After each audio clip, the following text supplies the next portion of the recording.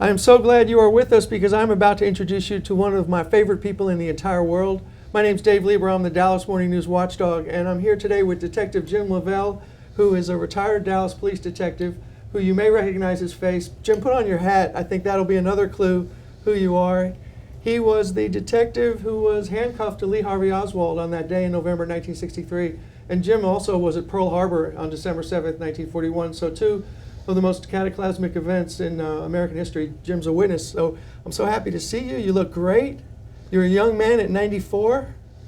Well, thank you. I hope I look pretty good, but I'll take your word for it. You look great, Jim. And right. You and I have known each other a long time, over 20 years. And the first time I ever met you, I was just amazed at how you were so giving of yourself to people, to talk about what happened, to share history. And here you are 20 years later, and you're still doing it. It's amazing. I can't believe you're so dedicated to history. Well, it started off with school kids asking me to talk to them, and it just increased to everyone that come along, really. And I took it as a responsibility for what I was involved in. I thought I should let them know my part in history and try to set straight some of the misconceptions that people had of the assassination. So that's the reason that I have been talking to all these years, but I about run out. So well, you said that 10 years ago, and you're still chugging along. So you're not running out yet. And I want to ask you, what's the one misconception that you like to debunk? Well, I'll debunk all of them just about, but of course the one that where there was a conspiracy involved, that's the one that I hit on the most, and I have pretty well debunked it all, except the people that's not going to have it any other way. So you could have the president come back and tell him who shot him if he wanted to, and they still wouldn't believe it. But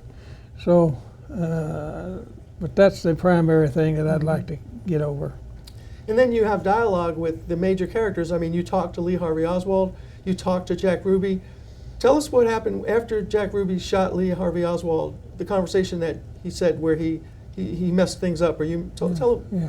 Well, that happened the next day. Of course, after he shot Oswald, I went to the hospital with Oswald and waited till he was pronounced dead there. And fact of the business, one of the things that I did out there that I've been complimented on many times was, and when I took him into the operating room and put him on the operating table, the doctors were standing by.